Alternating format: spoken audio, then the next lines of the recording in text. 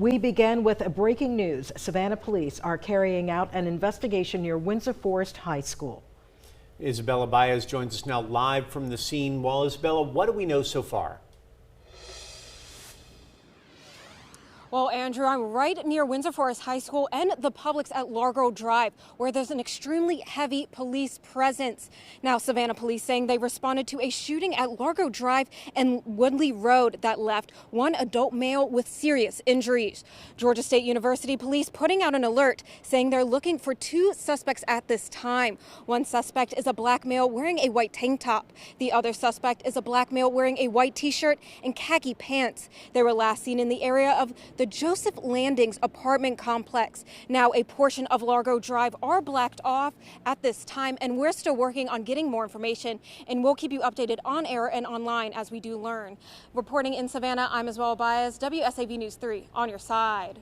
All right, Isabella, thank you. And we do want to give you another look right now. Here's the map of where this incident is happening. This is near Windsor Forest High School. There's also a Publix right there at Largo Drive. And it's a very busy intersection. You know, there's a KFC there and other restaurants as well. People getting off work at this hour, Andrew. Yeah, you're looking at that Joseph's Landing apartment complex. That's where they're thinking they were last seen right now.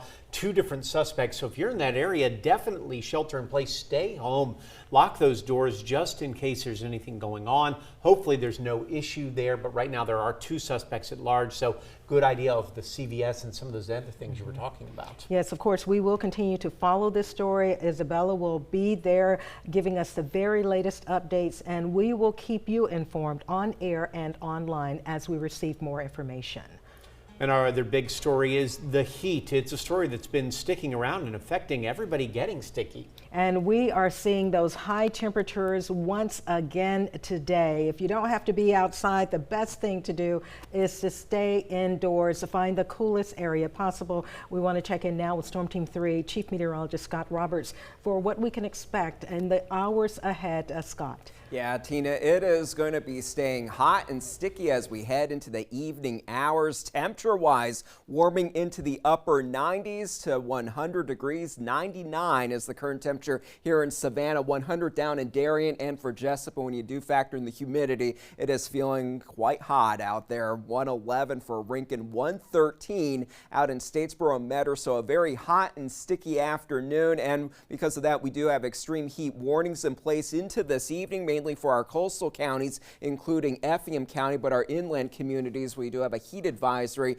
It's still going to be feeling very hot out there. And as we look ahead to tomorrow, heat advisories already in place for the coast. And I think we could see some extreme heat warnings issued once again as we get a little bit closer, because the humidity is going to be an issue. The actual air temperatures are going to be an issue as we head into the day tomorrow. Near record high temps are expected for today and for Wednesday.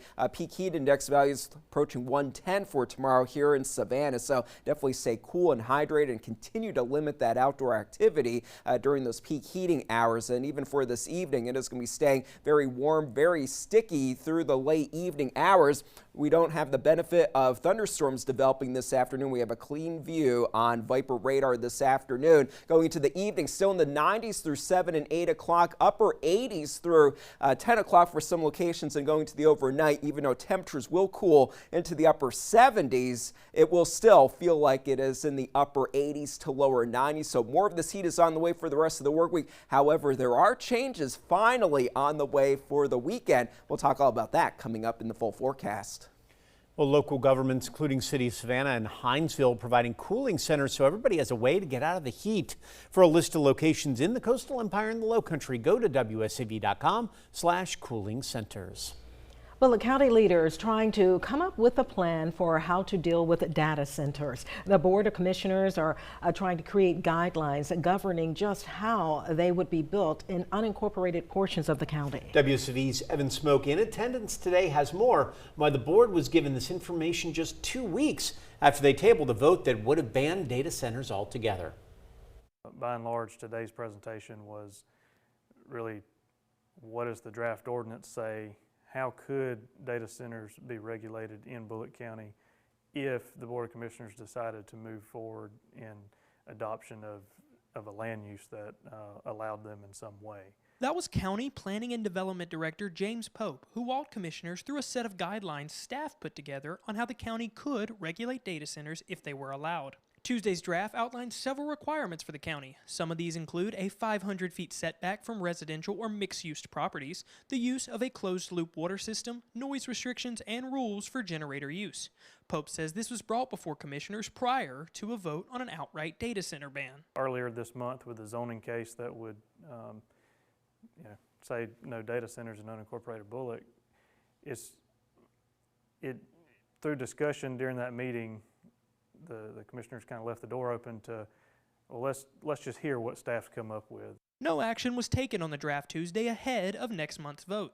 One commissioner expressed no desire to move forward with the ordinance, citing the results of a ballot question from earlier this year. That voted said no. And I think that's what we need to be looking at. Not what we want to do up here. We are elected to serve the citizens of this county. And that's what the citizens of the county said. And that's what I'm going to push and fight for until we get this done. Now, the county is still set to vote on a text amendment that would disallow data centers as a permitted land use as of September 1st. Now, the county's moratorium on any data center applications also remains in effect all the way through the end of the year.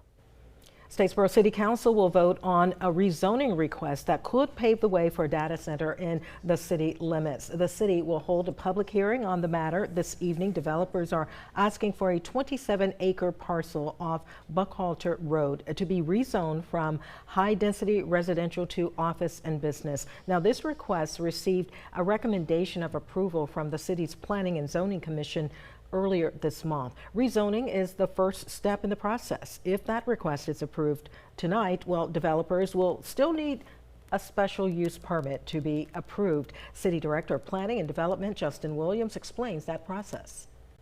That application would go the same route that the actual rezoning will go. It'll go to the Planning Commission for recommendation, and then it'll come to City Council. Staff will have to go through the process of analyzing all the data that's been presented in regards to that special use permit, but that'll be presented as any other case we'd have. Tonight's public hearing will be held at Statesboro City Hall. It begins at 5:30. And one person in custody following a burglary attempt in Bulloch County this morning. Sheriff's deputies say they were called to a property around 3 a.m. after reports of prowling. The sheriff's office released these images of the suspects who were wearing masks. Deputies say when they arrived, the suspects took off in 2 different vehicles. One crashed. The individual was arrested after a struggle with a deputy. One passenger ran off, the second the victim of a carjacking. Second vehicle crashed in the area of Wolf Pen Lane. The suspects in that vehicle also got caught. Some Lowcountry business owners have told WSAV in the last week that they are taking a financial hit because of ongoing road construction. So WSAV's Danielle Ruddy went to find out how things are going now, what town leaders are saying about their issue. The town of Port Royal is growing quickly, but that growth doesn't come without some disruption. Construction here on Paris Avenue has been going on since April. The project has a 6-month contract, meaning there's still some time left to go. The businesses are open. We've got great restaurants right here in this area, and they would love to see you. And it might be a little bumpy getting here. You might have to walk a few extra feet, but they're still open and they'd love to see you, and we would love you to support them through this project too. Some other business owners are echoing that statement. Port Royal town leaders say this project has been years in the making, and Paris Avenue was originally built for trucks. Years of wear and tear by heavy traffic is now being repaired. The construction project also includes upgrades to aging stormwater drainage. The goal is to make the street better and more accessible to families. But some local business owners say they are taking a financial hit because that construction, which began in April, is keeping some customers away. Town leaders say they are trying to help those merchants. I don't think we have the flexibility to offer financial assistance. What we can do is heighten our social media interactions, potentially address some additional advertising, letting folks know. We've been talking to Adams to talk about additional billboards potentially. On the bright side, town leaders say while it may not look like it, construction on this side of the road is almost done. Work will soon shift to the other side, hopefully making it easier for customers to reach these businesses. In Port Royal, I'm Danielle Ruddy, WSAV News 3 on your side. Bulloch County has approved its new millage rates for 2026. Following its third and final public hearing, the Bulloch County Board of Commissioners approved 3 millage rates by a vote of 4-1. So the county's maintenance and operations millage is set to be lowered to 10.26 mills. This number was not a full rollback. It did, however, decrease because of revenue collected from the 1-cent floating local option sales tax. Well, county commissioners say this lower number will result in a cheaper tax bill. The county also approving a 3 mil county fire tax, reflecting no change from the previous year, and approved Bulloch County Schools millage of 10.125 mills, which was set by the Board of Education last Thursday.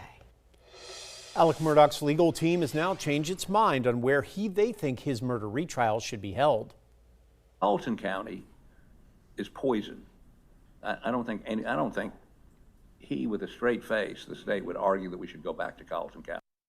That was Dick Harpootlian making his case against keeping the trial in Colleton County on Friday. In their latest motion, the defense requested to move the case to Richland County. That would limit the number of attorneys, they say, court staff and witnesses, all who need hotel rooms, because they already live there. Now on Friday, the defense spent more than an hour arguing for Charleston County to host this retrial. Now prosecutors say that would just cost too much money and cause some major logistical issues.